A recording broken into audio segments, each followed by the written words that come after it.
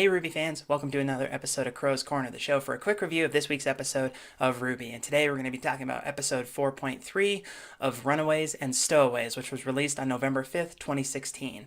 And as always, there will be spoilers.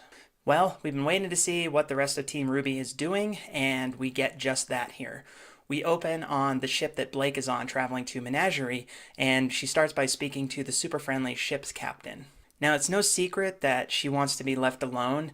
It's very much in her character to be paranoid. If you think of her kind of like a cat, like jumpy and ornery, it kind of makes sense. She then drops her bow into the ocean, which is kind of a sign of coming to peace with her situation. We also get this mysterious cloaked figure and a sea monster, both of which are quickly revealed in this episode. As with the other characters, Blake's new outfit is just gorgeous, and again, I absolutely love the animation that they are going with this season. Then it's off to Patch, where a dejected Yang is watching television with Zwei sleeping nearby. The news that she's watching includes some useful information about how Beacon is still inaccessible, and also how communications are limited, if not completely cut off, due to the fall of the tower. Then they mention Adam being a suspect in the attack on Beacon and his violent resistance to capture, and obviously this has Yang's full attention, though she turns off the TV most likely out of anger. Tai Yang arrives carrying packages, specifically one from Atlas, which is a mechanical arm for Yang, and despite his excitement, Yang is not enthused. You can see she's still very broken from losing her arm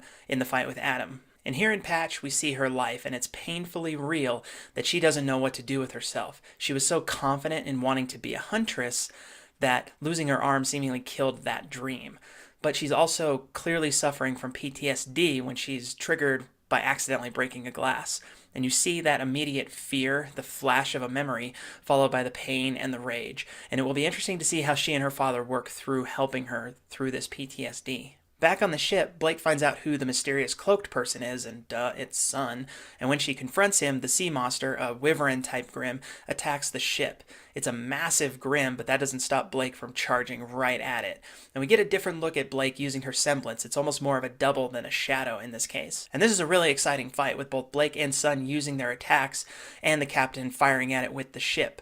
And we see more of Sun's semblance as well. In fact, both semblances seem to work really well together. Sun injects some humor into this fight. He's always goofy, especially around Blake.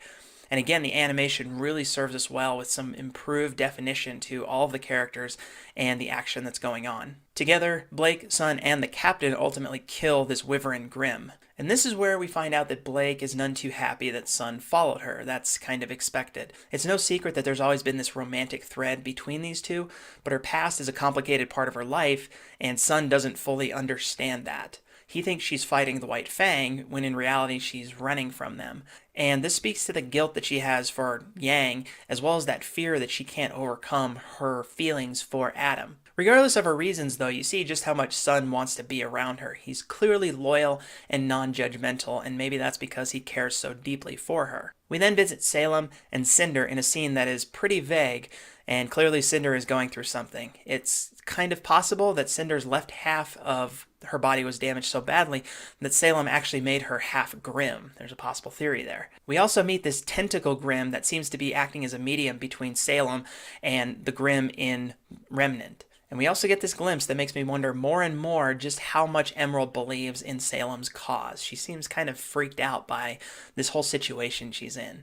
When the Tentacle Grimm comes in, Salem suspiciously presses Cinder on whether Ozpin is truly dead, and she forces Cinder to say yes herself. She also mentions a relic, likely something that's hidden in the vault at Beacon, for the Grimm to recover, which is why she's putting reinforcements at Beacon. Now, we don't know what this relic is yet, but it seems that Ozpin is truly the one who can protect it, all the more reason why Salem is so concerned whether or not he is actually dead.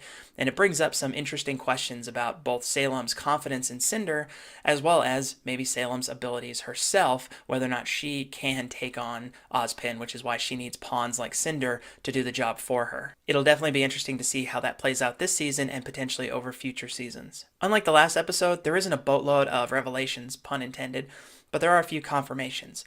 Perhaps the most intriguing is also the most vague, which is that Salem may not fully trust Cinder's story. And this will likely come back when Ozpin returns alive, because I want you to prove that he's actually dead. 3 episodes in, and we are about where we expected. Everything is still broken from Volume 3. We're kind of getting the lay of the land of where everybody is, but we haven't really gotten into the main story yet. Now, I'm definitely pleased with this episode for its fun, and I hope that the larger season arc begins to unfold from this now that we've gotten most of the exposition and the setting for Volume 4. Let me know what you think of episode 4.3 of Runaways and Stowaways, whether you liked it or didn't like it, or if you noticed something that maybe I did not. And that does it for this episode of Qrow's Corner. I'll see you guys after the next episode. Bye-bye.